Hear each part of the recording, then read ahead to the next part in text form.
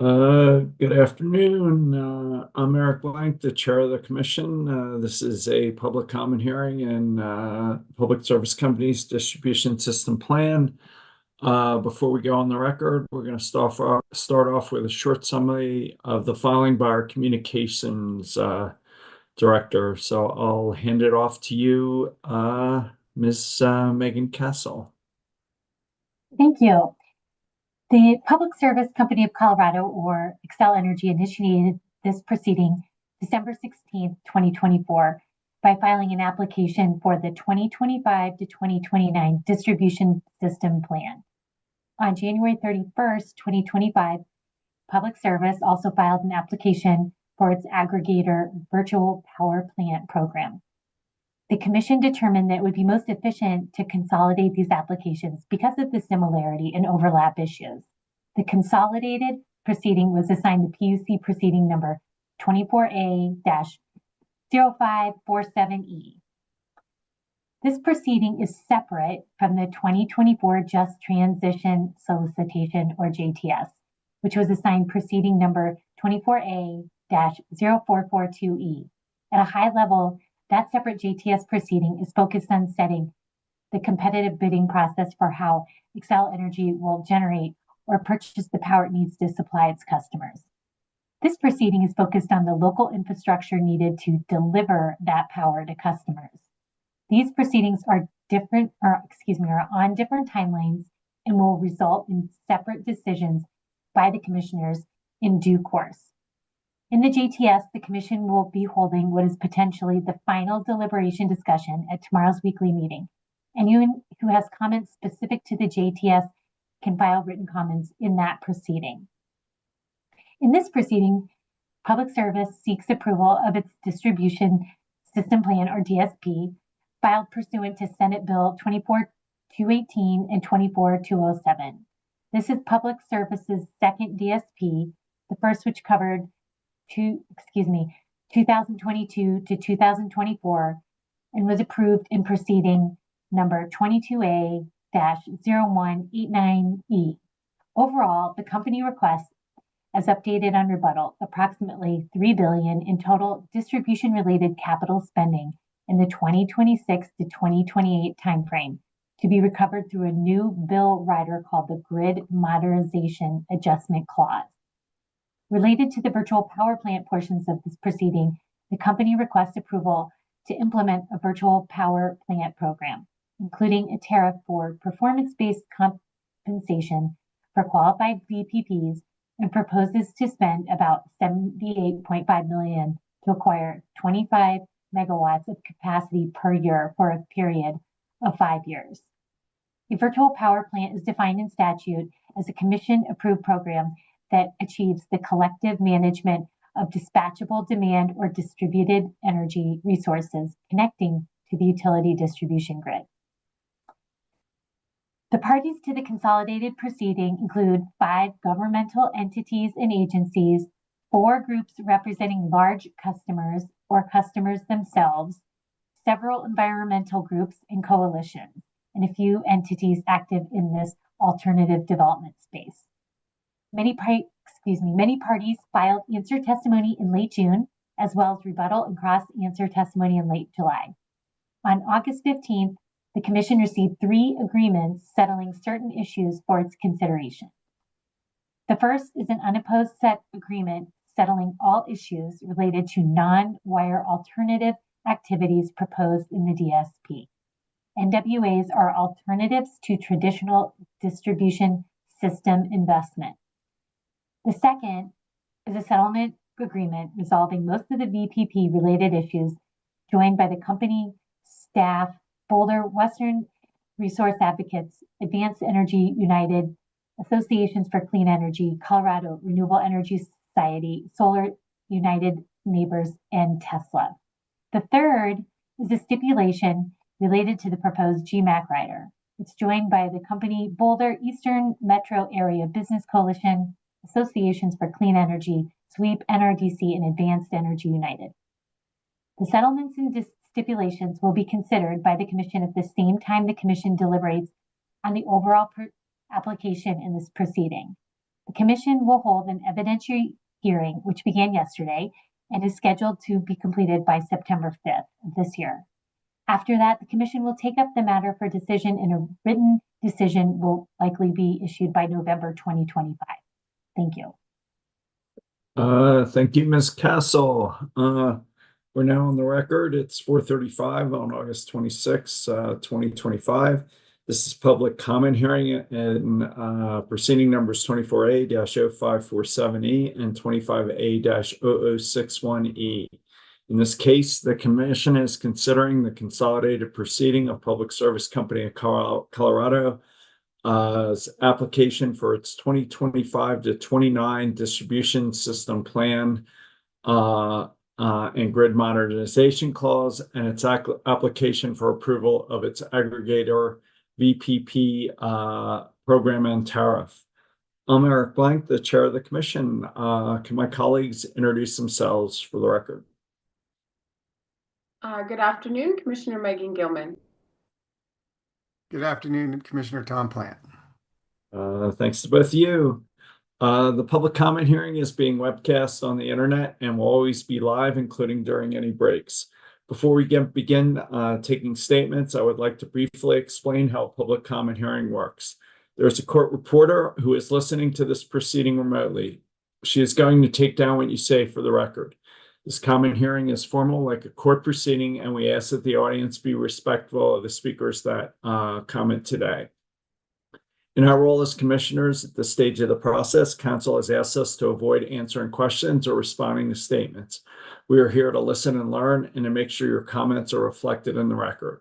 As such, this case is ongoing and we will not make any decisions until after the evidentiary hearing. I will call on commenters today using the Zoom raise hand feature. If you wish to provide comments, please use the feature to raise your hand and I will call on each commenter in turn. To allow time for everyone to provide their comments, I'd request that each commenter limit themselves to roughly 3 minutes or so that everyone has an opportunity to speak and be heard today. Written comments can be filed through the Commission's e-filing system, submitted via the Commission's online comment form, or emailed to dora_puc_website@state.co.us. In each case, specifying this proceeding number 24A-0547E. With that, I just want to say I always enjoy hearing the public comments. We certainly don't have all the answers, and that's why it's so important to hear from you. So with that, Commissioner Gilman, any comments before we turn it over to the public? Yeah, good afternoon, everyone. Thanks for joining us. And just ahead of time, really wanted to thank everyone for taking the time and energy to come and speak with us this afternoon. As you're probably aware from Ms. Castle's introduction, we're considering a significant amount of spending here within this proceeding. And so it's really essential for us to hear from all of you who are the ratepayers, presumably, many of whom would be expected to pay for some of those upgrades and ideally benefit from some of the purported benefits of the upgrades. So thank you all so much for joining us and really look forward to hearing from you. Commissioner Plant. Yeah, I just echo the comments of my colleagues. Appreciate everybody taking time out of your day. I'm sure there's other things you could be doing, and really appreciate you taking part in this process. We tend to hear from, the groups that intervene at these in these cases, and it's these public hearing opportunities where we can hear directly from the public, and that's really valuable to all of us. So I really appreciate you all taking the time, and looks like we have a great lineup of people here tonight. So looking forward to hearing your comments. Thanks again. Thank you both. Mr. Chris Hoffman, you want to get us going? Thank you. Thank you very much, commissioners, for taking the time to hear from the community. My name is Chris Hoffman. I'm an Excel customer. I live in Boulder. In your deliberations on the matter before the commission today, I urge three guiding principles. Number one, that you steer ratepayer-backed utility investments away from soon-to-be stranded fossil fuel assets and towards the clean energy resources that will reliably and affordably power Colorado for the long term and will deal with the imperatives of planetary overheating and extreme weather. This means de-emphasis on centralized fossil fuel generation and vulnerable long-distance transmission, and an emphasis on solar, storage, EV batteries, and microgrids. Number two, price discipline and cost controls on new investments by the utility. This would include making new data centers pay their own way for new generation assets rather than being subsidized by homeowners and small businesses. And number three, compensating virtual power plant participants for the full value of all the services that distributed energy resources can bring to the grid. And finally, for a longer-term perspective on all your deliberations, I highly recommend that you view the presentation by Nate Hagans called Power Shift, Shattering Illusions About the Energy Transition and Our Future, which is available on YouTube at a link that I will send to you in an email referencing this proceeding. Thank you very much. Thank you, sir. Mr. Victor Houston. Thank you, commissioners. Yeah, I just wanted to make a comment to you that a number of years ago, I was very heavily involved in a project in Boulder, the old Smart Grid City project. During that project, I don't know if you're aware of it or not, but we at Excel, and I was in Excel, actually tested out VPP. And what we found was that, and we actually tested how could we aggregate it, do aggregate work. What we came to the conclusion was that the timing was completely wrong. That took a tremendous amount of heat for that. But I wanted to explain why I supported that decision and encouraged it within Excel at the time and why I think things have changed. Number one, when we did the work, we could do it. We could make a virtual power plant, do everything they've talked about, but we did not have standards. We did not have technology that was consistent in the products, and there were product deficiencies. And probably most critically, we didn't have the regulatory framework. So it was one of those things that conceptually, yeah, it made perfect sense. And wasn't as challenging as you would necessarily think in terms of integrating it. But we didn't have those. Today, that's changed. And the technology and the products are available. The standards are in place. And what I wanted to encourage you was what stands in the way now is strictly the regulatory framework. And with what you're doing, I want to encourage you, move, quickly, and I know you have a plan and everything, but there is absolutely no reason at this point that that should not be something that this state is taking advantage of. So I am speaking for myself. I've retired, but I am just as I was an advocate at that time that we were premature. I'm an advocate at this time that we're making a mistake if we don't move forward aggressively. So I just wanted to pass those words along. Thank each of you for what you're doing. And you're the final piece in the puzzle that I think is going to unlock a lot of value. So thank you. That's it. Thank you. Thank you, sir. Ms. Cindy Warren.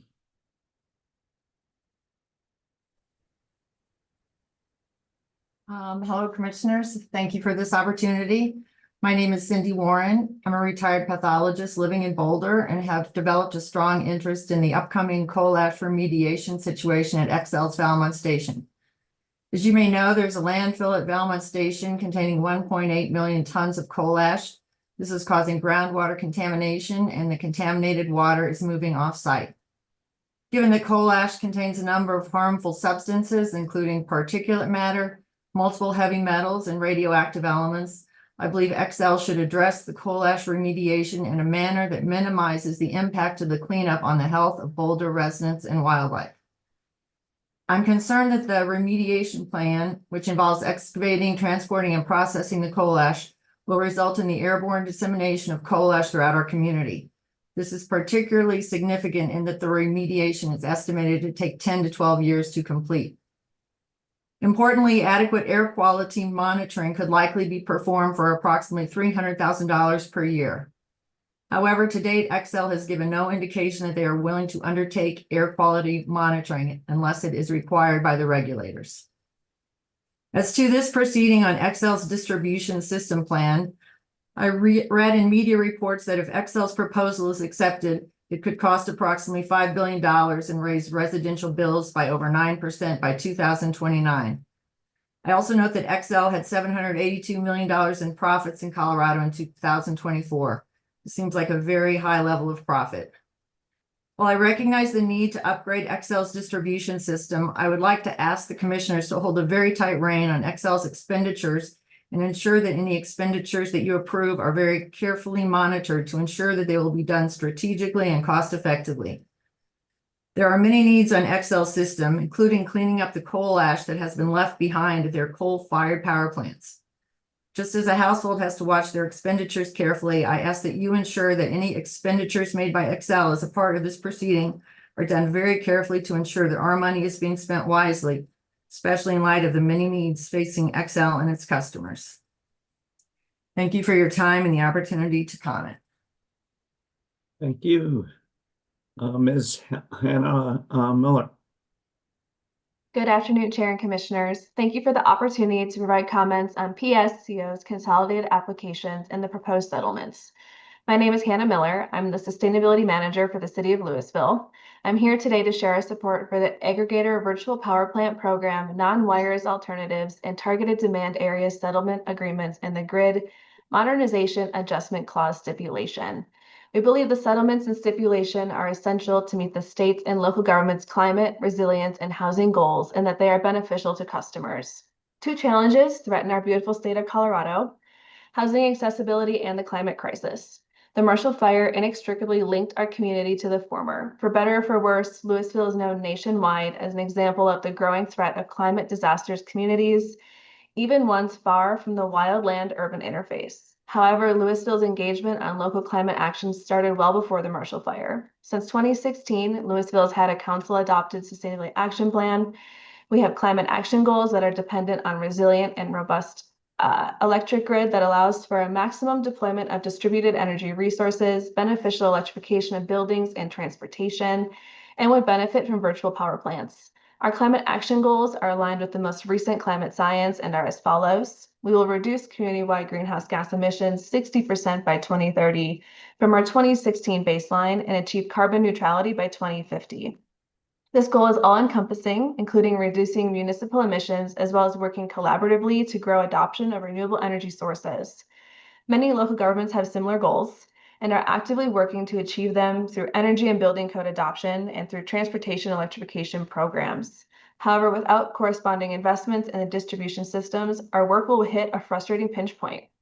We ask the Commission to focus on the immediate need for distribution investments to meet the needs and goals of local communities like Louisville. In many ways, the challenges that many Marshall Fire victims in my community experienced as they begin to rebuild from a climate disaster highlight the need for this settlement. As residents, just hold on one second. There you go. Okay, thank you. Many Marshall Fire victims in my community experience as they really began to rebuild from a climate disaster highlights the need for this settlement. As residents really began to rebuild their lives from the ashes, honestly, many were met with unexpected challenges because of a lack of distribution system readiness and interconnection challenges. We respectfully request your approval of both settlements of GMAC stipulation. I thank you for your time and consideration. Thank you. Mr. Shannon. Hi, thank you, Mr. Blank. My name is Eric. I am a homeowner in the Denver metro area, Xcel customer, and I wanted to speak about a few different things. One of which is I wanted to advocate for fair compensation for distributed power generation sources. I fortunately have the capability to own residential rooftop solar on my property and have seen many benefits as a result of that. And As a result of kind of similar topic, but on the community solar side, I understand that there's a new program going into place that is going to help low-income households and others in the state of Colorado, albeit Xcel Energy has advocated and seemed to get their way to lower the net energy metering rate that's going to be credited to community solar developers and owners, and thus impacting the subscribers of those projects. I want to vouch for maintaining fair and equitable pricing for both community solar and residential serving solar, such that the homeowners are impacted and benefited the most, and not necessarily the shareholders of Xcel Energy. It is monopolistic. Having the ability to produce my own power has been very empowering. And as a result of the reconciliation bill passed by the Trump administration, I'm scrambling to get a Tesla Powerwall installed at my home to help alleviate more of the grid constraints and issues that Xcel is drastically trying to answer through long-range transmission planning and other severely costly initiatives that are ultimately going to be rate-based to consumers like homeowners in the state of Colorado. So I want to advocate for distributed generation, distributed energy resources, maintaining equitable NEM rates for those types of DERs. And I can't emphasize that enough. I think there's been studies that show that by allowing equitable, reasonable methods to procure distributed energy resources alleviates tons of grid constraints, grid strain, ultimately keeps power prices equitable. Look at the country of Australia. They have roughly 60 to 70% renewable penetration through residential solar, and are going to be meeting their carbon reduction goals and sustainability goals ahead of schedule because they have enabling legislation for residential serving solar opportunities. So I just want to urge you all to continue to look out for the homeowners, continue to be mindful of what's best for homeowners, as we're in a current season where the sunsetting of investment tax credits and production tax credits are only going to hurt the industry and ultimately get power prices higher in the near term. And so I can't emphasize enough to just make these things equitable as we continue to pursue or go down these paths that the federal policies are just going to continue to hurt renewable energy. And last comment I'll say is that data centers seem to be a huge topic of conversation. They're extremely grid intensive. We know investor-owned utilities are scrambling to try to get all these data centers as much as they can onto their system infrastructure. One place that I'll say that the PUC should recommend or should suggest looking into is the Senate Bill 6 that was passed in the state of Texas that requires at least 50% of the energy demand from those data centers need to be co-located with energy generation that can be readily dispatchable to the grid. And also, if there's emergency grid services, emergencies on the grid, that they are mandated to be shut down and to power their own services with backup behind the meter generation, to alleviate constraints and thus rate basing, fees towards residents in the state of Colorado. So I think this is a very strong time to continue to advocate the residents, especially in investor-owned utility service territory in the state of Colorado. Thank you. Thank you. Ms. Glustrom. Well, thank you, Mr. Chairman. Thank you, commissioners, for taking this time. You've had a long day and we appreciate it. I'm sitting outside in Laramie, Wyoming, and a huge train just went by. So if another one comes, we'll take a break because they're very noisy. So, but I want to thank you, as always, for taking this time, for letting us speak. As you say, as Commissioner Gilman said, we're the ones who are going to pay the bills. So, and as you know, these are very big bills that you're thinking about. So this is an interesting consolidated proceeding. 24A-0547E, distribution system planning, 25A-0061E, virtual power plants. One way to think about it is it's sort of a mashup, in a sense, between a 20th century paradigm and a 21st century paradigm. The good news is there's some of the 21st century paradigm. We've just heard from Mr. Shannon and others the importance of thinking about a grid that's much more distributed and ultimately much more resilient, much less dependent on the distribution and the transmission systems. That's the good news. The bad news is we're a long ways from where we need to be. No one knows the optimal mix, but if we just think 3 billion for distribution system planning and 79 million for virtual power plants, that means about 97.5% going to the 20th century expensive band-aids on the 20th century system, and about 2.5% starting to build us the 21st century system. It's an important step in the right direction. I appreciate the hard work of the parties, of the staff, of the commissioners, but we need to be moving much faster and much more cost effectively. I'm very, very concerned as I read, as you know, it's a complicated proceeding. As I read Mr. Eiley's rebuttal testimony, we're looking at about $1 billion a year for the next 3 years on top of what they're already spending this year. The Pueblo Unit 3 coal plant was $1 billion, and I watched what that did to rates. We know that they're projecting about a 9%.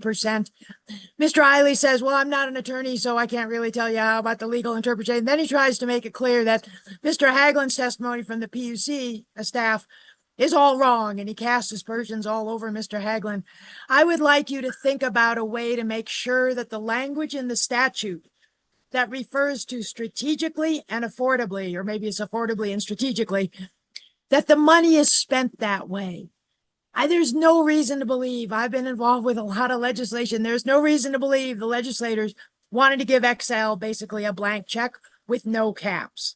There's absolutely no reason to believe that if you read the statute as a whole, and importantly, if you read it in the context of the PUC statutes, going way back in time, 43-101, rates should be just and reasonable.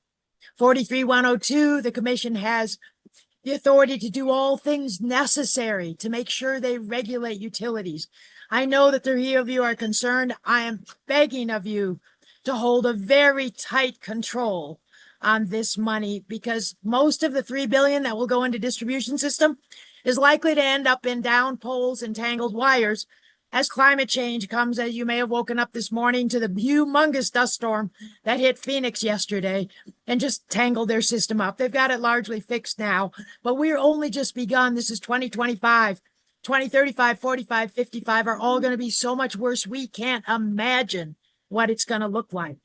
So I would love to see that ratio adjusted very significantly.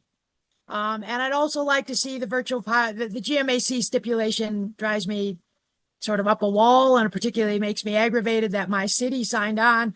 To the best of my knowledge, they never consulted with, certainly not with the residents of Boulder. And I'm questioning about the council. So there's no reason to believe that the legislature wanted to give XL basically a blank check for this. And finally, the AVPP settlement, a lot of work went into it. There's a lot of good things in there, but you have the ability to make it better. And I refer you to, Senate Bill 24-218. In the statutes, it's 42-132.5, paren 8, paren 11, where they talk about providing the full value of these distributed and the aggregated virtual power plants. I read about the capacity and the transmission and the distribution credits, but I don't read about all the other things that are in the statute. So I would ask you as commissioners to take a hard look at that and make sure that the investments that people will be making in solar and storage and electric vehicles, and as we learn to tie all of those together and create a 21st century system, that the people who are making the investments, which is homeowners and businesses, are going to be compensated fairly for the full stack. And again, I just want to thank you so much. And please do all things necessary, because that's actually what you're charged to do under statute. Sorry about the background noise. Thank you. Sure. Thank you. Ms. Ross. Ms. Ross. Not if you purchase tickets that were delivered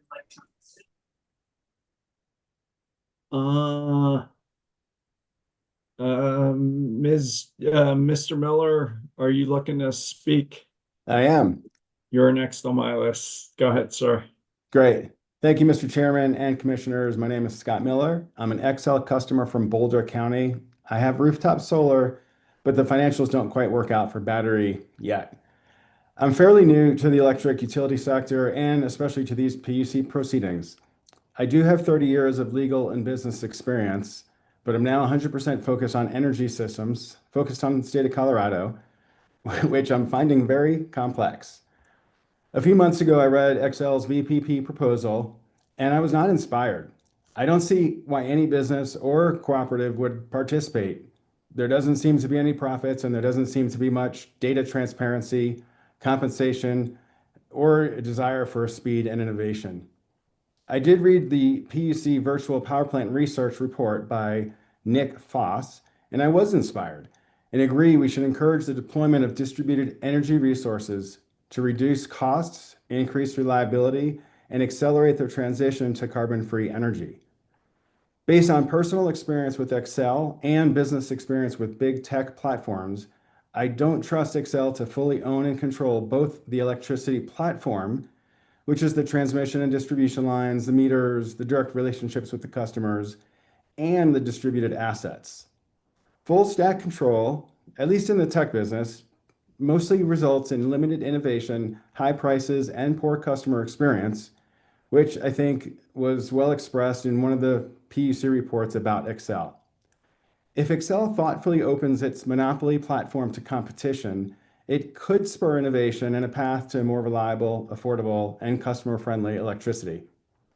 The competition and the aggregators could be commercial and residential building owners with rooftop VP solar.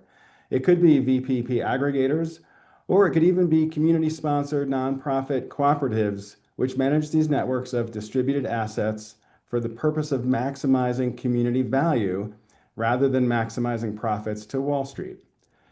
An electricity platform which prioritizes transparency, clear rules, sharing data, and sharing compensation tied to the value of the assets that the assets bring to the platform could accelerate our race to zero emissions.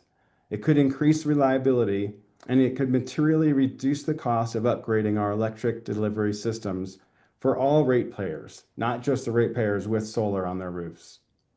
I would bring industry advocates, Xcel, and the PUC together to hammer out a platform agreement that all agree could help the state meet these goals. Specifically, Xcel should pay market rates for electricity it buys off the platform. Xcel should compensate distributed assets for peak shaving and load shifting, which results in building fewer plants and associated transmission and distribution lines. Xcel should compensate distributed assets for reducing the need to invest in its distribution assets as well, in addition to improving the reliability of the system. Xcel should not be allowed to be an aggregator in this system. It'll dominate the market. It should be able to run pilots and experiments up to some maximum size to provide best practices for the other aggregators. The PUC should set principles of the platform like transparency, fair compensation, and interconnecting and permitting. The PUC should set the goals of the platform like certain amounts of megawatts of distributed power, reduction in capital spending, and decreased outages over time. The PUC should give tools to Xcel like the ability to provide loans, subsidies, and on-bill financing to seed the VPP industry in Colorado. My experience in the technology industry gives me some confidence that an open data, transparent, and commercially fair electricity platform will help Colorado build a more affordable, reliable, and abundant clean energy system for all Coloradans. Thank you. I know you have hard work to do, so I much appreciate it. Appreciate you. Ms. Jen Rose. Thank you, Mr. Chair and members of the commission. I appreciate the opportunity to talk to you today. It seems like we're straddling a fence between 20th century energy design and distribution and 21st century energy design and distribution. And I was overjoyed, frankly, to read about California's recent test of 100,000 home batteries creating an enormous virtual power plant that provided 500 megawatts of power to the California grid. And I think that's a model for what we should be looking towards in the future. And I'm hoping that as the commissioners review these series of rulemaking cases, that they keep the future of distributed energy and the contribution that ratepayers can finally make in contributing to grid reliability. The 20th century model is that we are completely dependent on, as an Xcel ratepayer, on Xcel to keep access to my to electricity to my home and my neighborhood. But now I have solar, I have an EV, I have a level 2 charger, I'm getting a battery, and I can contribute not only to my own self-sufficiency in the energy market, but make a measurable contribution to Xcel's reliability and to the availability of power for my neighbors in my neighborhood. So I'd like to encourage you all to consider a more distributed energy approach with less centralized power plants and more contributions from ratepayers. And obviously, I echo the comments from other people here that we deserve fair compensation. We are avoiding tremendous expense in maintenance fees and centralized power plants if we expand the role of microgrids and virtual power plants in our grid distribution system. And I want to encourage the commissioners to create a structure in which Xcel continues to build out residential and commercial ratepayer contribution to a more reliable distributed grid. I'd also like to ask you to do everything in your power to ensure that Xcel is conducting distribution system maintenance. My understanding is that their maintenance track record is terrible, decades behind schedule. I hate to see new distribution system planning with new assets going in when there's no time and energy spent to maintain the existing assets while they're on site. So please consider the fact that we have an enormous backlog of distribution system maintenance to do, and that Xcel should be required, saves a lot of money all the way around, to conduct those maintenance activities at the same time as they're doing grid expansion. I echo the data center problem, and I want to urge the commissioners to be cautious about that. I think you know that state governments are being played, that AI developers are playing the market to see which states can give them the best deal, that deals are coming and going faster than you can even keep track of them, and that Xcel's plan for expanding accessibility of electricity is like the most futuristic out there expanded environment. And we ought to slow that down. We ought to take it more slowly and look at AI's impact on the grid as it develops, and not all at once in advance of knowing what its true impact on our state will be, particularly since we haven't joined a regional transmission organization yet. And that's going to really change how we manage day-ahead markets and access to renewable energies. And finally, I want to urge you to keep your eyes on the 80% by 2030 prize, and to remember that the Energy Office is intending to aggressively pursue even greater amounts of clean energy on the grid between 2025 and 2050, and therefore urge you to really discourage the growth of things like fracked gas plants on the grid. Thank you so much for this opportunity to comment. Good luck. Thanks. We'll need it. Ms. Zanizer. Hi.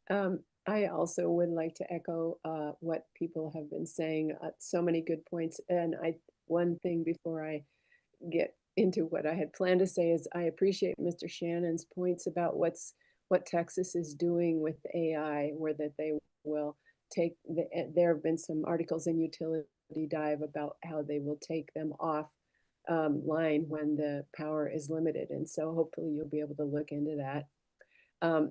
Anyway, good afternoon, commissioners. Thank you again for this public input opportunity in this extremely complicated set of proceedings. I'm a Boulder Xcel senior citizen customer here today to support you in establishing strong limits on what Xcel will be allowed to spend in the investment plans in these proceedings. I appreciate Commissioner Blank's concerns that were reported in the Colorado Sun about the possibility of misaligned regulatory incentives where utility earnings are directly linked to rate-based growth, whether capital expenditures produce corresponding customer benefits. I'm one of those customers, and I appreciate that, giving that thought. And I also appreciate Customer Gilman's reported questions about the risks and rewards in Excel's investment plans, where benefits go to the company and most, if not all, the risks appear to go to the customers. I would argue that this company could take on a larger percentage of financial risk, since Excel reportedly made a net profit of $870 million in 2024. As a West Boulder customer who has endured numerous power outages and who's been evacuated twice for fire threats on our local distribution system, I would also ask you to continue to make decisions that facilitate and do not limit investment in local renewables and storage, as well as support full compensation of virtual power plants. VPPs will help reduce the need for as much investment in long distance transmission and will reduce vulnerability to extreme weather events. And you'll be hearing from Mr. Coleman, and I know you have seen his graphs showing Excel's steadily soaring profits from Colorado over the past decade or so. Excel's net income, and stockholder profits have been tremendous. I hope you will take seriously analysis by objective entities such as WRA and SWEEP regarding their strong concerns about Excel underestimating rate impact in these current requests.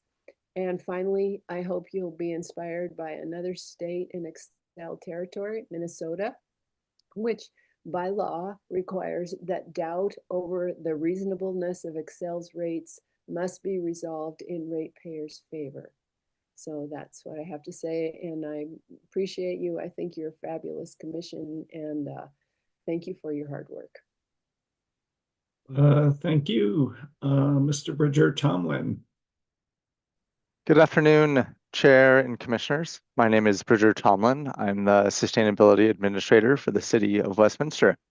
I'm here to respectfully recommend the Commission approve the Aggregator Virtual Power Plant Program and the Non-Wires Alternatives and Targeted Demand Areas Settlement Agreements, in addition to the Grid Modernization Adjustment Clause stipulation.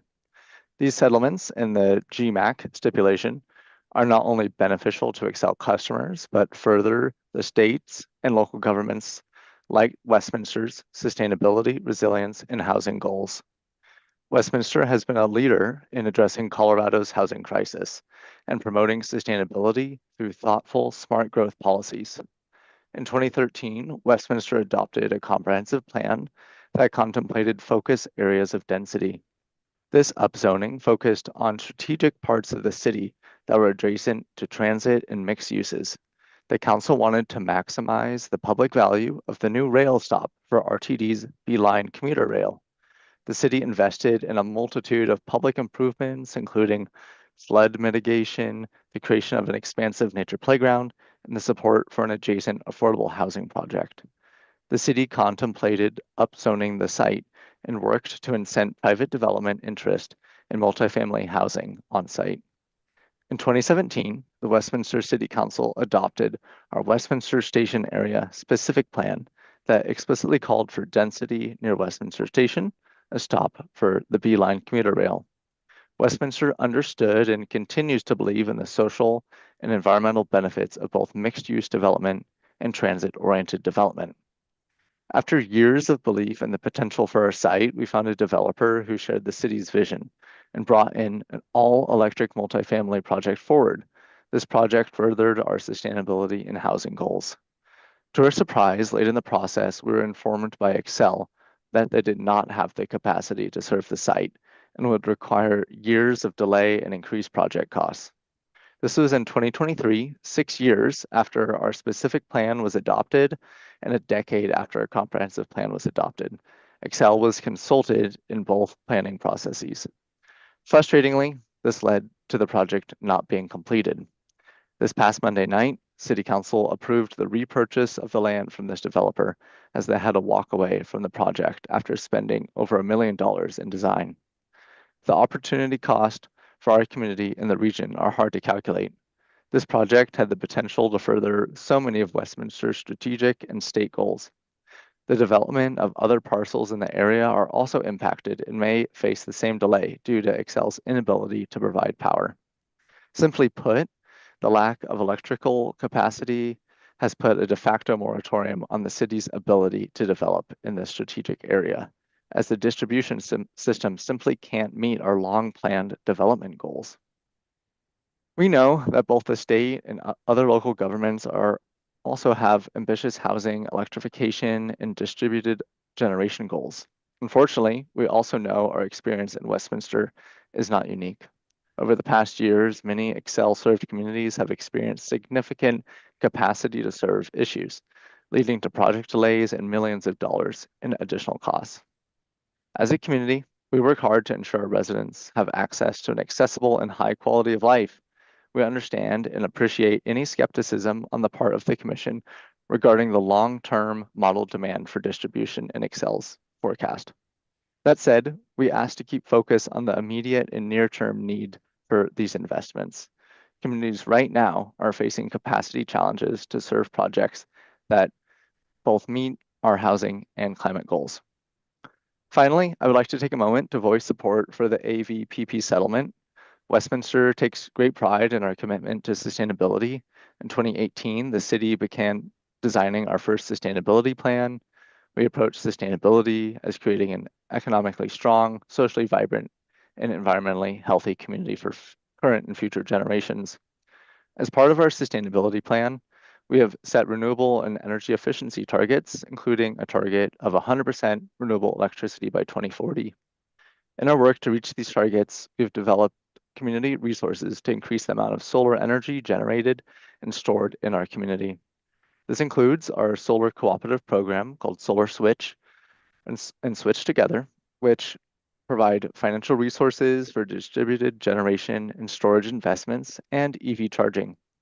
The proposed AVPP program has the potential to reduce needed investment in both utility scale generation, distribution, and transmission by leveraging existing customer-owned distributed energy resources, such as the rooftop solar, battery storage, and bidirectional EVs that are already in our community. AVPP has the potential to multiply the value of these programs by harnessing the power of thousands of these solar rooftop, battery, and smart thermostat systems across Colorado communities to deliver electricity when it's needed most. Many residents' solar PV systems already produce more energy than needed during the day. And when paired with battery storage, these resources can share energy during peak demand. I thank you for your time and ask you to approve both settlements and the GMAC stipulation. Thank you.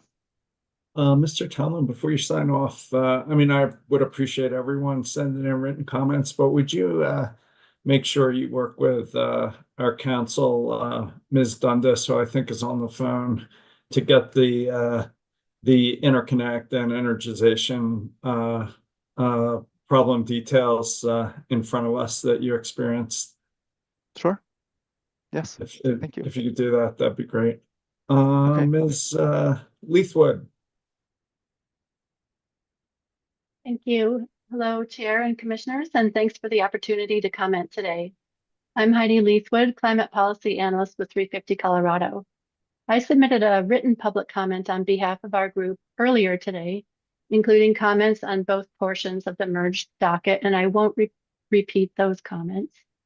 So tonight I'm commenting as a member of the public, an Excel ratepayer, and as a mother and soon-to-be grandmother. I came to my current work as a second career because I want my children and grandchildren to know that I did everything I could to help slow global warming and reduce pollution. I appreciate all of your work, which is so important in this era of transition away from fossil fuel energy. And thank you for everything that you're doing. Our group and many others push for more rapid deployment of solutions. This work is often discouraging due to the slow pace of policy work and the political reality that all are not on the same side working together for a planet that supports life, health, and thriving for all. It's still shocking and horrible to me that there are people working against this, some for profit-driven motives and some out of ignorance. But I have to keep this vision of what the future could be in mind to keep going when things get rough. And it is really tough to think about the future we're leaving for our children and grandchildren if we don't get this right. I trust and appreciate that you are also keeping this vision in mind. And you, of course, have more power than any of us here to help Colorado do its part, moving us faster toward this just, clean world and to slow global warming. In terms of this proceeding, our group wants to convey that what we need is a new model that will make this possible, getting away from the old-fashioned model of huge energy plants that send power long distances. Sure, some of that will still be necessary, but we need to fully utilize all of the tools that can create and store energy locally, available to be shared with others when there's a demand. Jan Rose already told you about the VPP test in California that put 535 megawatts onto the grid.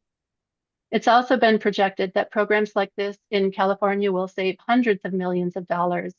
This would be great for Colorado ratepayers. Xcel doesn't have the profit incentive to want to implement VPPs at all, much less on a big enough scale.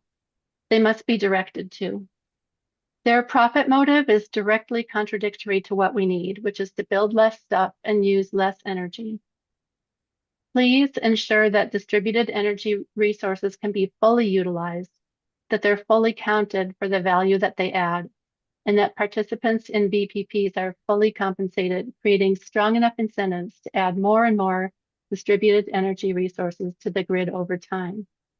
This is the way of the future, and we urge you to move in this direction faster, both now and in future proceedings.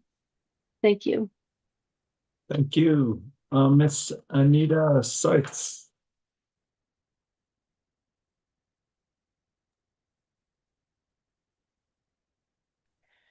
Good evening, Commissioners and Chair. Thank you for the opportunity to provide comments on PSCo's consolidated applications. I want to apologize in advance. I did not realize there would be a 3-minute time limit, and I do believe I may go slightly over. My name is Anita Seitz, and I'm the Advocacy Director for Colorado Communities for Climate Action. CC4CA is a coalition of 46 local governments that advocate for strong state and federal climate policy. 25 of our member communities are part of PSCo's electric service territory.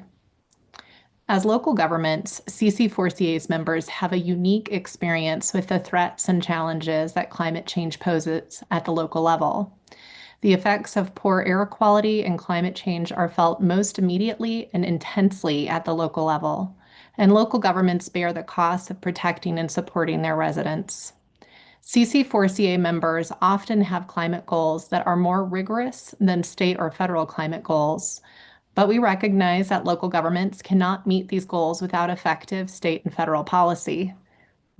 Tonight's proceeding is an example of that.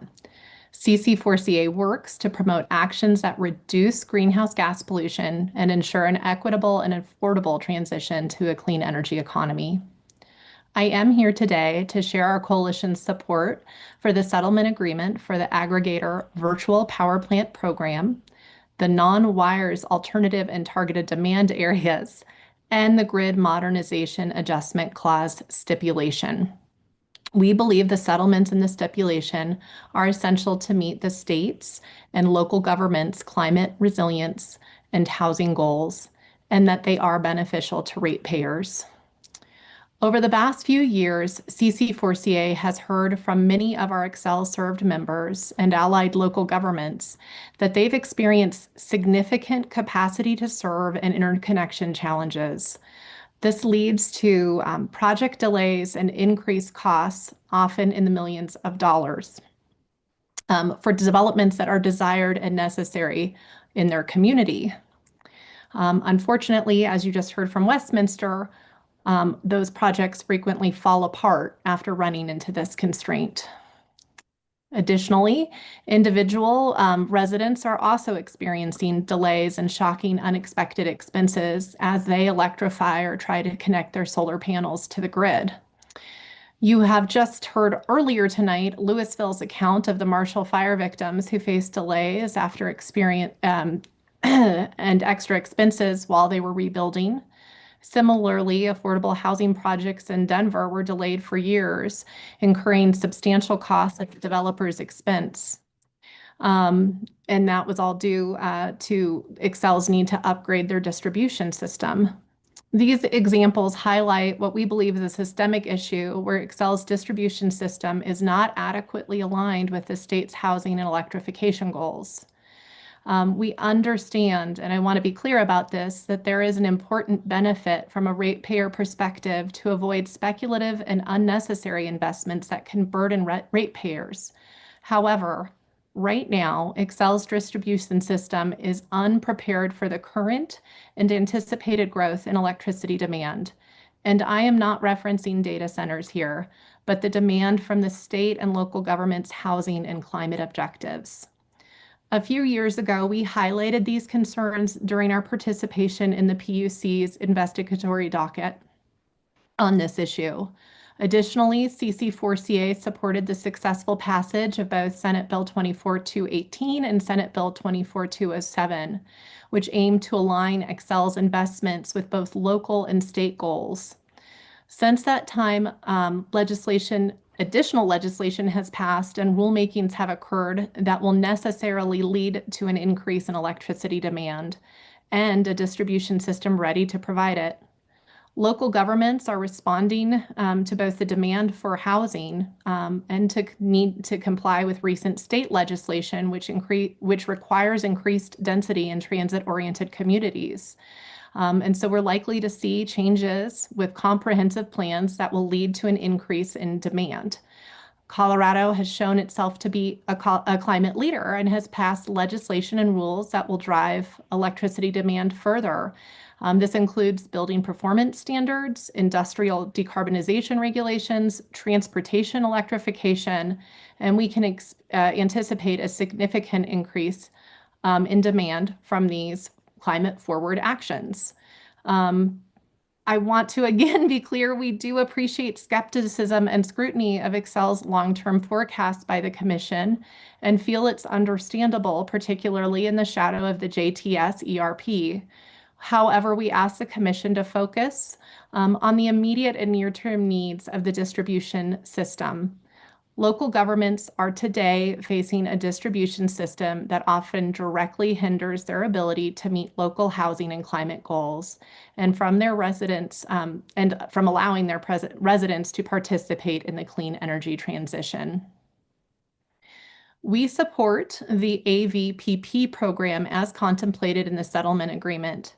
We believe the program has the potential to reduce needed investments in both utility scale generation, transmission and distribution by leveraging existing customer-owned distributed energy resources such as battery storage, programmable thermostats, and even bidirectional EVs. Given Public Service's proposed and ongoing capital expenditures for generation, transmission, and distribution infrastructure, launching the AVPP program as quickly as possible is critical to keep costs lower for everyone. On behalf of our members, I thank you for your time and your consideration. Thank you. Mr. Paul Coleman. Thank you, Chairman Blank and Commissioners Gilman and Plant. Great to talk to you people. Thank you for giving us this opportunity. I'm Paul Coleman. I'm an Xcel customer in Boulder. And this is a very complex proceeding that I can't stand here and say, I know how all this should work. But I can give you my perspective on my situation. I own and live in a 1978 1,400 square foot tri-level single family home in Boulder. Pretty modest home. I have solar panels. I have 4.57 kilowatts PV system. Also have a battery backup, 16 kilowatt hours of battery backup. I replaced my gas furnace with a heat pump in 2021, just a week before Superstorm Uri. So I was at a baptism by fire, or maybe by ice, I don't know. I drive a Nissan Leaf. The Leaf has a 40 kilowatt hour battery. I charge it at home once or twice a week. I think I'm doing this because I'm motivated by climate change. I want to reduce my carbon footprint. But I think it has some ancillary benefits for the grid. I think I'm pretty gentle on Excel's distribution system. I don't really have a way of knowing that for sure. I would think with our smart meters that Excel could have some data on that. But I'm skeptical of Excel's modeling of electrification, like my example. That my solar might put 4 kilowatts onto the distribution system. And if I ran my heat pump full throttle while I'm charging my leaf and drying towels in my electric dryer while cooking a pizza in my electric oven, I can see that could be a problem. But I don't do that. I know better. And I feel like I'm not even utilizing the full potential of what I have with the batteries. I don't use the batteries to load shift or peak shade. But it seems like there's a lot of potential there. Some real simple math, 100,000 EVs plugged into the system at 6 kilowatt hours, that's 600 megawatts. If we're going to have 500,000 EVs and 20% of them signed up for a B2G program, that's the equivalent of a 600 megawatt power plant. Excel in this filing, from what I've read, seems to view customers like me as a challenge. Well, I see the challenge is to overcome this hub and spoke architecture of the Excel system, put houses like mine to work rather than make them a drag on the system. So I think my view of the grid of the future is a little different than Excel's. So yeah, we need Excel to have a system that informs all customers, or better yet, informs all of the customers' appliances and storage how to play together nicely. And when I see that there are 900 points of concern on the distribution system, and Excel is going to do 5 tests on non-wireless alternatives, I'm going, wow, we need to speed this up. We need to do a lot more. The answer isn't just beefing up the distribution system, although I recognize work needs to be done. But the long-term answer is redesigning this so it works for everyone, especially the customers. So thank you, commissioners. I appreciate all your work. Thank you, sir.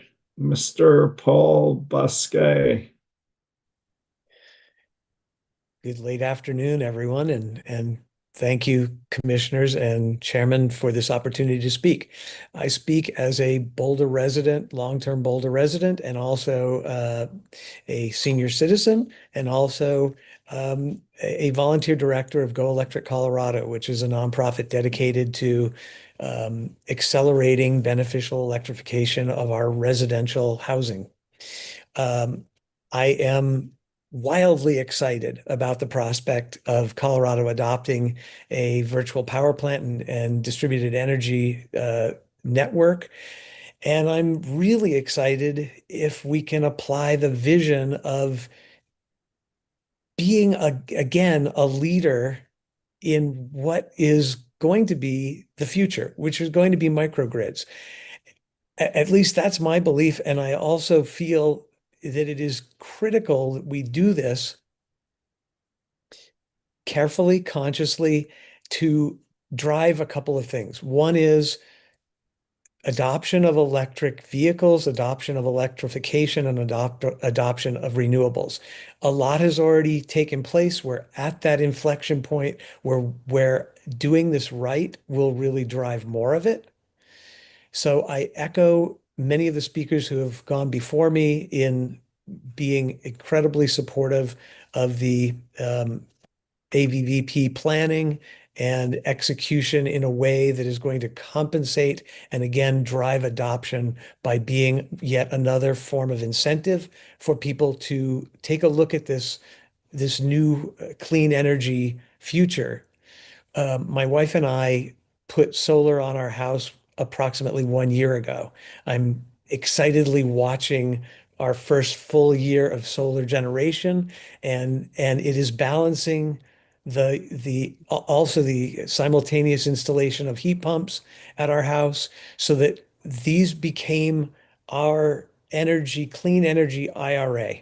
We hope to not have to pay really much in the way of utility bills for the next 20 years as we are heading into our later retirement years.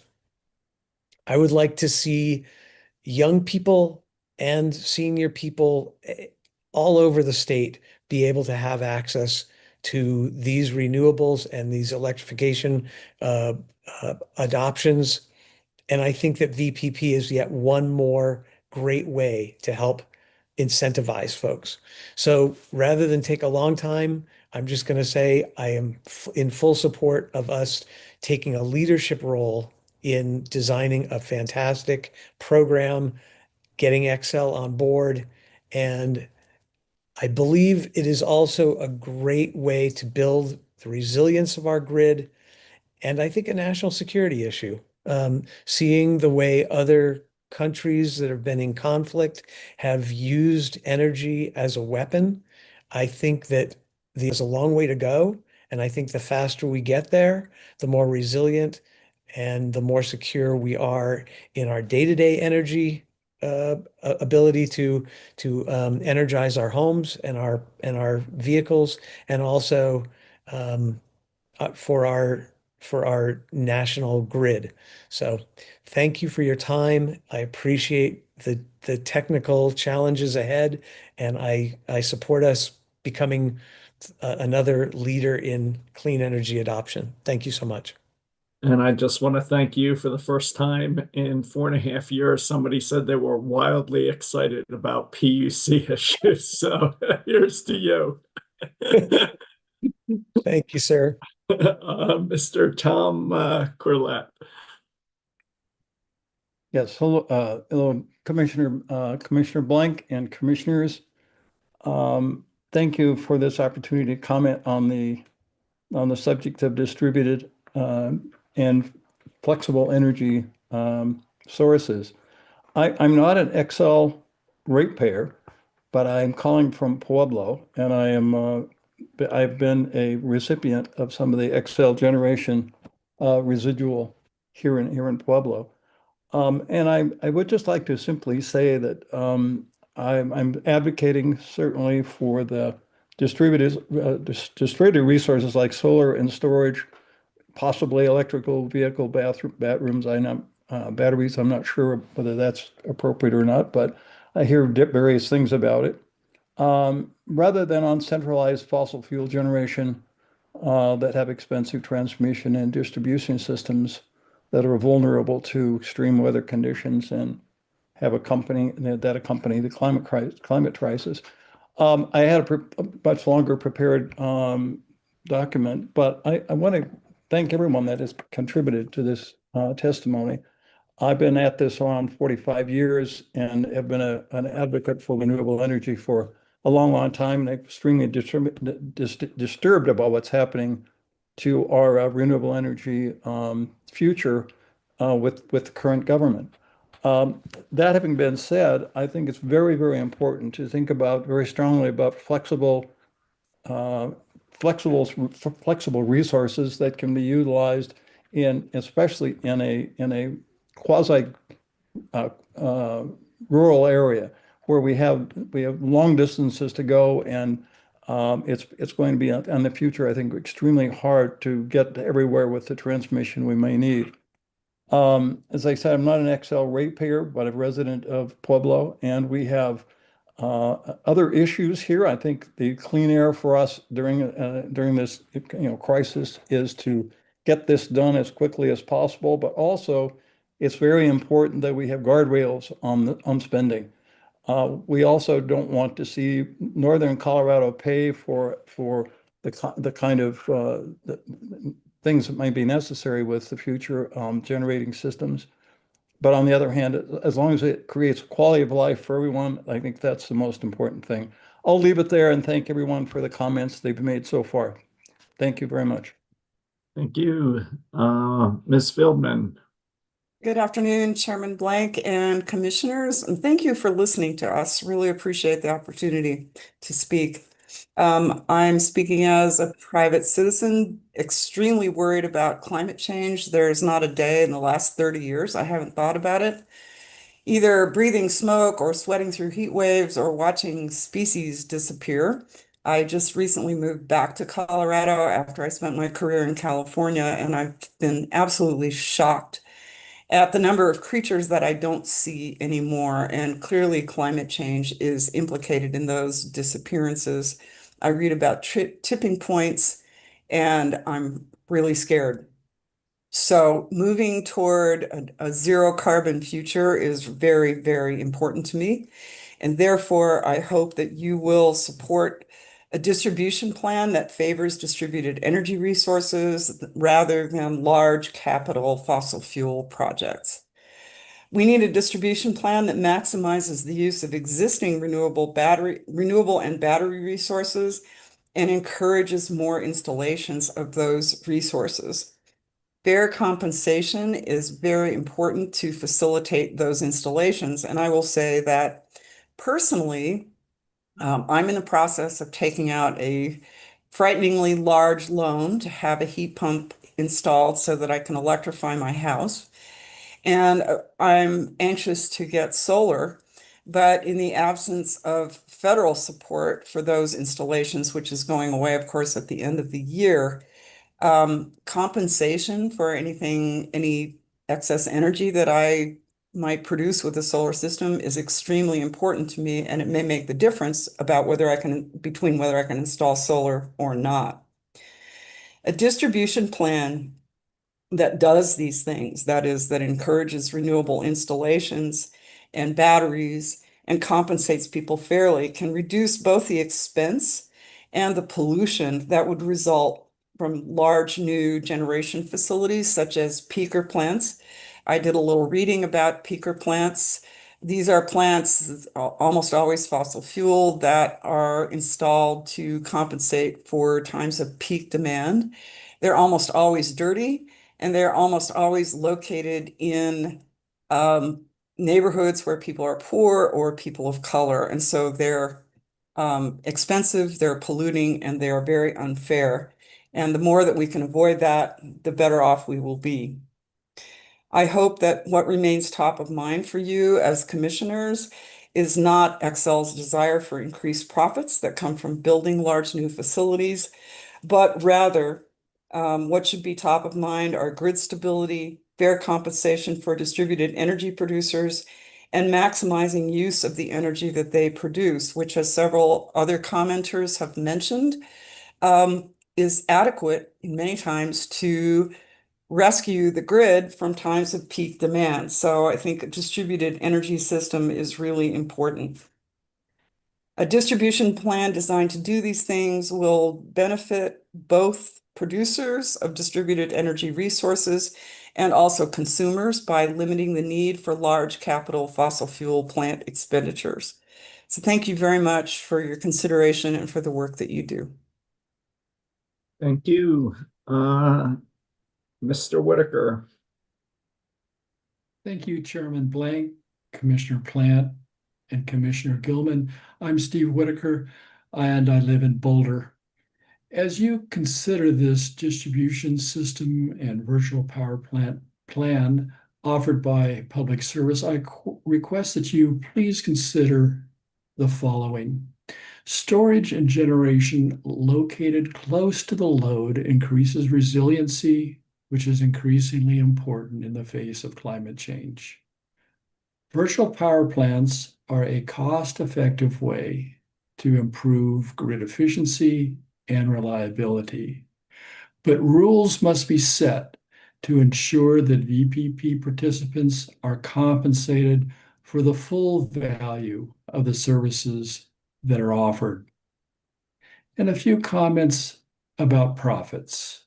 Xcel's second quarter profits grew 47% over the same quarter a year ago, It is important to consider how much of that increase is due to its monopoly on the sale of electricity within its territories. For telecommunications utilities, where there is fierce competition, there are considerably slower profit increases for the same quarterly comparison. Verizon, 8.9%, AT&T, 25.1%, T-Mobile, 10.2%, all considerably less than Xcel's 47% profits increase. Millions of electricity users in Colorado are dependent on your considered decisions on these matters. I appeal to you to play the role of virtual competition in the marketplace that is controlled by a monopoly. How would public service operate, and what would its profits be if there were true competition? Thank you. Thank you. Mr. Harrington. Chairperson Blank. Hello, fellow humans. Hey, Tom, Megan, Eric. Thank you sincerely, deeply. Your efforts are exemplary.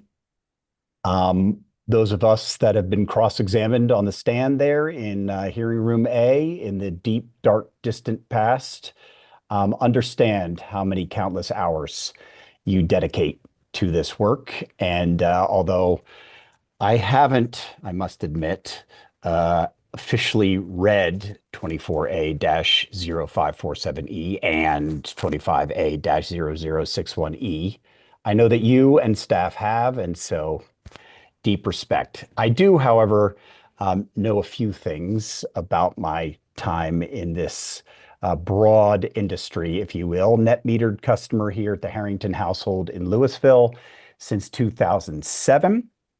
Added to that initial array in 2009.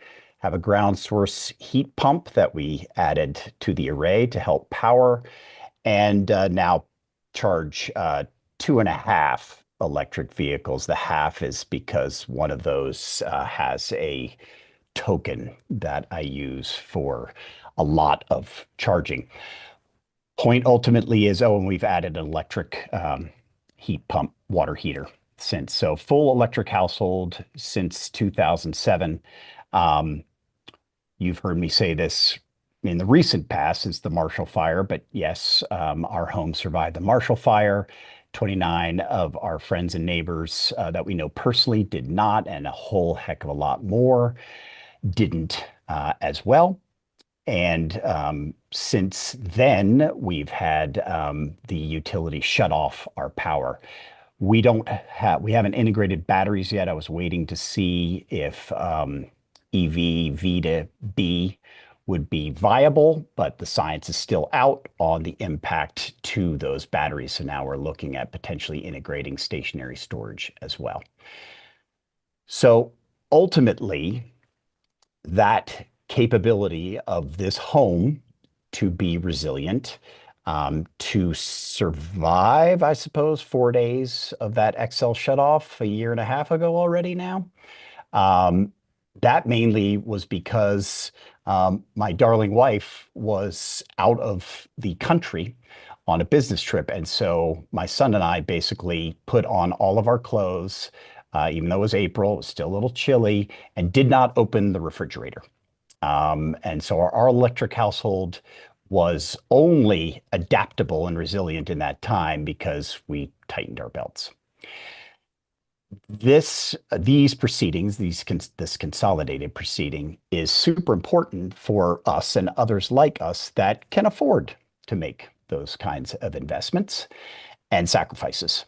But for so many others, the amount of investment that could be poured into the distribution system upgrades, which are obviously necessary to support these grid edge investments by homeowners, those that can't could be left holding the bag for a lot of these investments. So Because you and your team are in fact so competent and can hold the monopoly's feet to the fire as best as you possibly can, I think it's imperative to keep some restraint on those spendings, those requests for additional revenue, so that those of us that can't afford to build out these DERs on our own property, for those of us that would love to be able to participate in virtual power plants and share with our neighbors, if we can do that and share with the least of us, then any kind of additional revenues that we give to PSCO will be tempered for the folks that might otherwise be left behind. I'm, of course, very tempted to build out that infrastructure here on the home and then cut the cord. We can now technologically be capable of doing that. I don't want to do that. I don't want to leave my neighbors that can't afford to do that behind. We all need to use this grid as best as we possibly can. There are those of us that are very smart about the grid use. We don't charge our cars when the time of use rates are expensive and when we know that those peaker plants will fire up just to charge our EVs.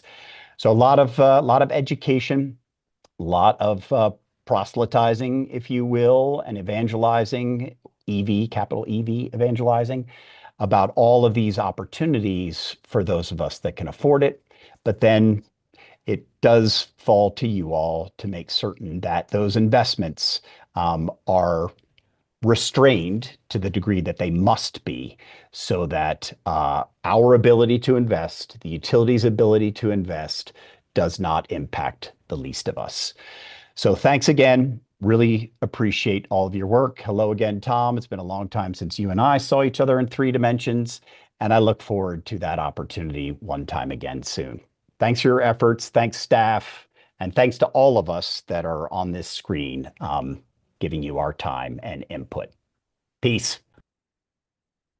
Peace, Mr. Townsend, and then Mr. Linson. Mr. Townend. Yes, thank you. It's William Townend. I'm glad to see you guys all again. You've been on a stage and I've commented, and we appreciate your time and, and listening. I think I'll try to focus my comments on one area in terms of storage. I've been really disappointed with the failure of storage to become more used as we've expanded the renewable base. I understand why they didn't do it to begin with. You don't want to have storage and use something with fuel costs to do it. Long ago, the power company, when they built their nuclear plant, did build a storage facility like Cabin Creek. That was way back, I think, in something like 67, and it's still operating. So the capital cost of storage many times can be depreciated over a very long time, and that storage is very useful.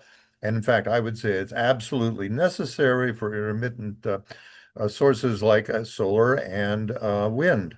And the need for long-term storage is really there too, because my system usually generates more electricity than I need, at least during the summer months without much difficulty. I end up with a lot of excess. But in the cold, snowy winter days, the short days, the system's barely able to keep up with what I use. So there needs to be long-term storage developed into these systems. Lithium-ion batteries are great for the short term, taking care of those peaks from day to day.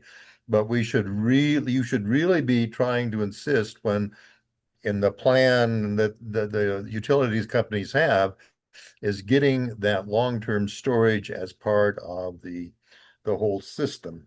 I remember way back when the computers were rack-sized. I remember the memory board, for example. In front of each memory chip, there was a small capacitor, and then at the top of the row, there was another capacitor, so there was more storage.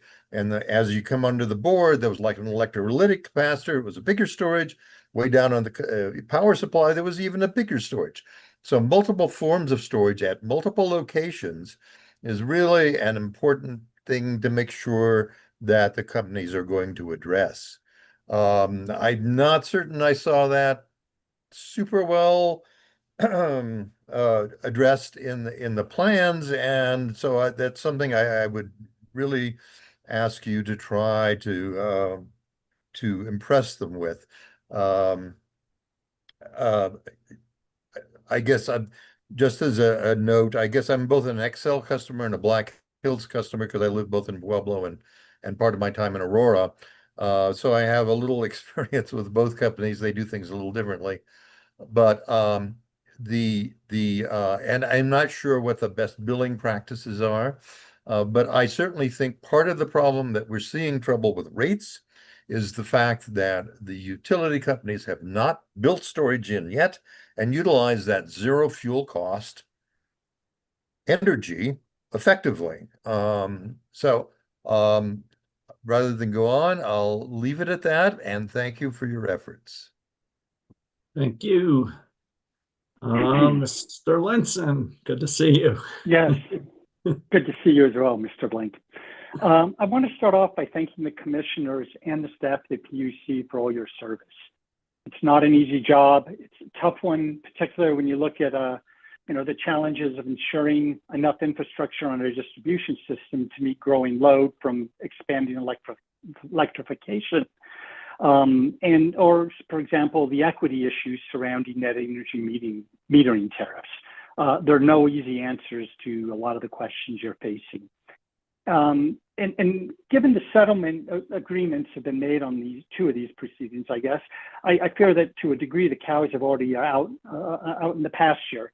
But I kind of decided last month I would like to make a few comments.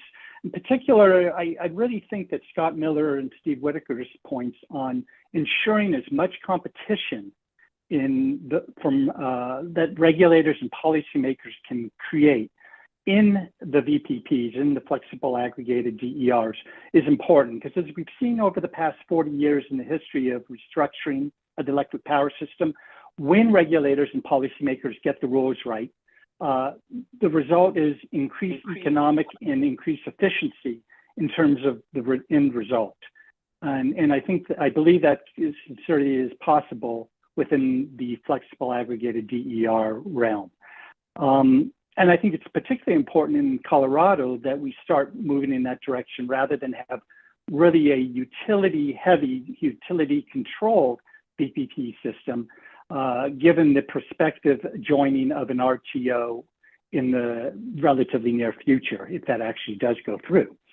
I would also like to agree with Ms. Glusom's comments on the unequal ratio between the distribution system planning improvements and the VPP budget of the, in millions versus the $3 billion. Lastly, and I guess second to last, if the commission is not familiar with earlier this spring, the Duke University and Nicholas Institute report on the ability of VPPs to basically carry much of the increased load, not so much the load, but the peak loads that data centers potentially will create on top of electrification. I will submit that in writing into it to the commission. And lastly, this has nothing to do with your current proceedings, but I encourage the commission to encourage the state legislature to follow the path of what Utah did earlier this year, and that is approve the use in the state of balcony solar. That is simple solar, roughly 1 kilowatt to 1.2 kilowatt. I think it's a cap of 1.2 kilowatt in Utah. Systems that can be used by renters, are portable. And there's more than 3 million of these systems now in Germany, and other countries such as the Netherlands, Spain, France, et cetera, in Europe are adopting them greatly. There's no UL or NEC listed systems in the US yet. But those are being worked on. And I think that could help really with the equity issue for a lot of lower income and renting individuals who do not have the privilege of having the single family home, which has good solar access. With that, thank you very much, and I'll let everyone go. Oh, we have one more speaker before dinner. Anyway, thank you. Thanks, Nick. Mr. Simkus. Good afternoon, commissioners. Thank you for your hard efforts. Tom, it's been many years since I've seen you, but thanks again for your time. I'll make this quick. My small development company has acquired land in original town Superior, which we all know what occurred there in 2021. We're looking to develop a microgrid there in that small location. We're at this point, we're in the stage of rezoning. We're asking for a request from the town to rezone our site to mixed use so that we can more optimally conclude and get to the point of trying to be a virtual power plant. And we are looking to make this a mixed use development. And I can't get into a lot of the details beyond that, but I do want to put this on your radar to let you know that there are developers like myself out there that are really anxious to find ways to make this work, in particular in areas that are interjurisdictional. So I own a building in original town, on the west side of historic Arapahoe in Boulder, but it's unincorporated Boulder County, and we'd like to retrofit that building as well. It's an old 1950s building, and we'd like to integrate into this, aspirational virtual power plant.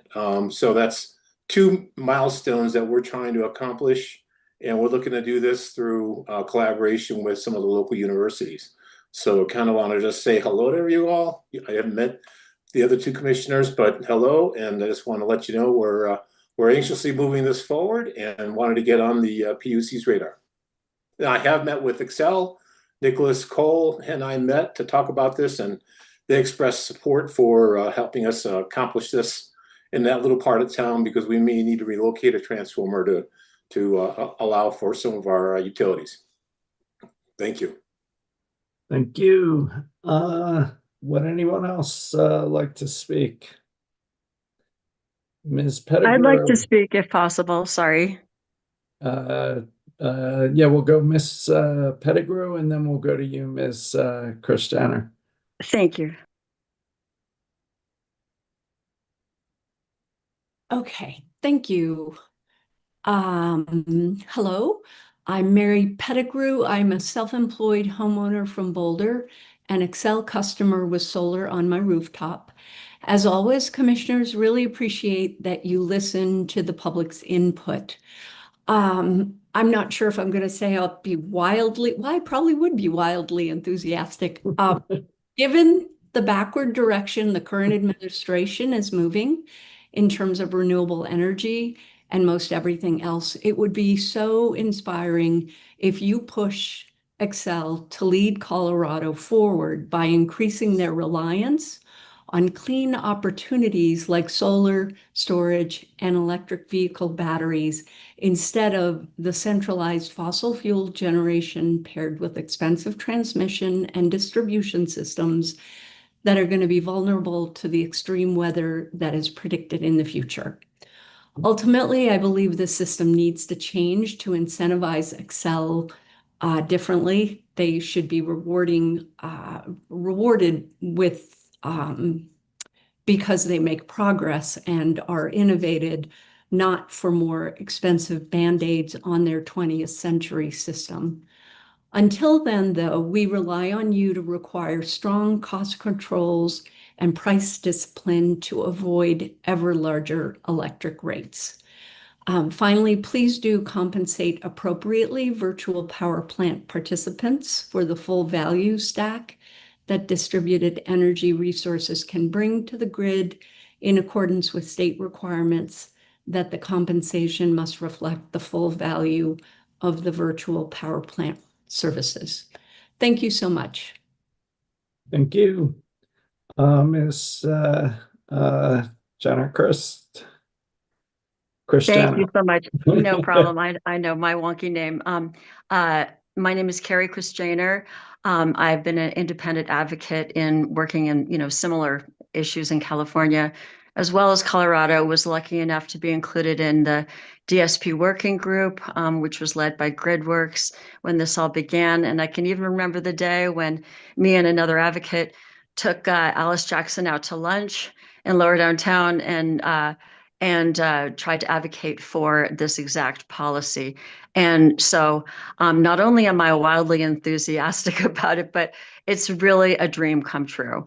Of course, that's just on the surface of it. That's, when you get down into the weeds, which believe me, California loves to do, for better or for worse, the proceeding that, kind of started the DRP in California, Distribution Resource Planning, along with the sister proceeding, the integrated DER proceeding, of which I was a party in.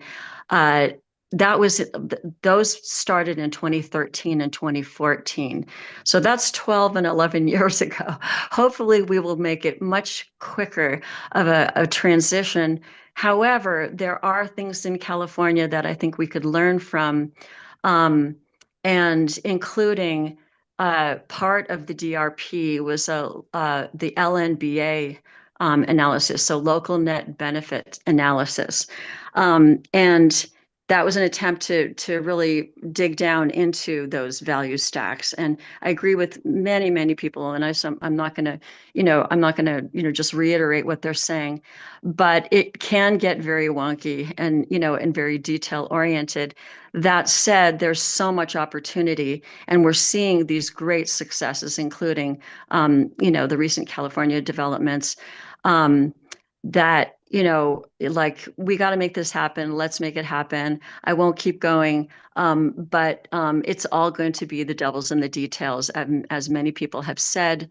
But I commend you guys. We are so lucky to have you guys as commissioners, and we got to keep going, especially because of, the state policies are going to become critically important. Thank you so much. Thank you. Anyone else who'd like to speak who hasn't spoken?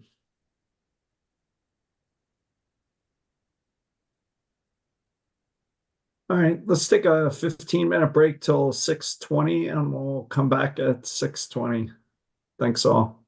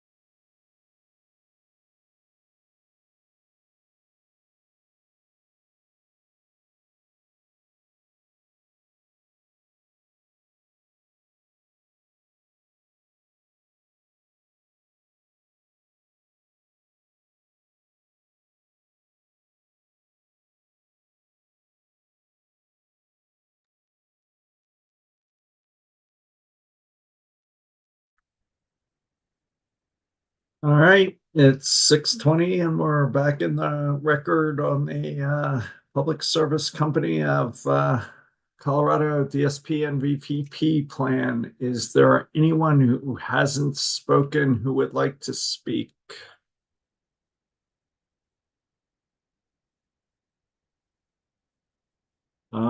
Well, I just want to thank everybody for a really thoughtful and productive set of comments. Really learned a bunch and appreciate you all. So I don't know, Commissioner Gilman, final thoughts before we adjourn? I just see someone I think was just admitted, so I don't know if you want to give one Yeah, I'll more try again. opportunity. Sorry, I just saw it pop up.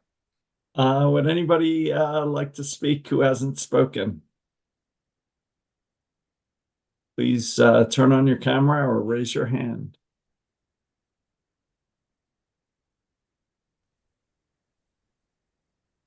Oh, Mr. Lucero, you're up. Hi, yeah, I just wanted to say that I'd like to farm sunshine and be able to sell it or give it to my neighbors if I'd like, and to be able to store it and provide it to the grid. I put my wallet in my. Anything else, Mr. Lucero? No, that's it. That's it. Thank you, sir. Yep, thank you. Anybody else who hasn't spoken who'd like to speak? All right. Commissioner Gilman, final thoughts, comments? Yeah, well, just wanted to once again thank everyone for joining us this evening and really for your dedication to following these proceedings and trying your best to advocate for yourselves and your neighbors and all the rest. It's very helpful to us to hear from the public. As I mentioned in the beginning, you're the ones who will essentially end up paying for whatever plan we put forward in our deliberations. So very much appreciate your perspectives and your time and energy spent reviewing the matters here and spent with us this evening as well. So very much appreciate it, and I hope everyone has a great evening.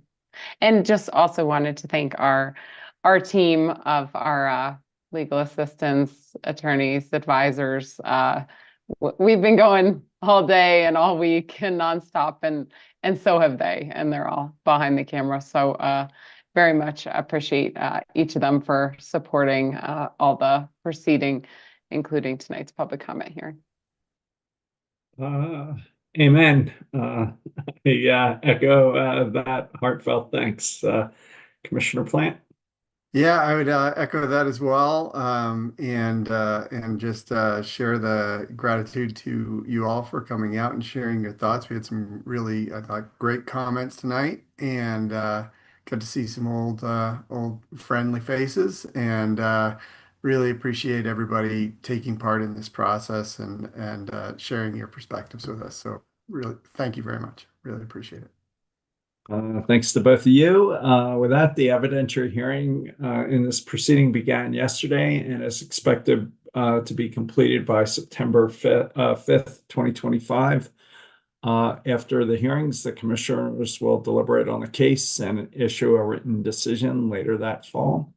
With thanks again, we're adjourned. See ya.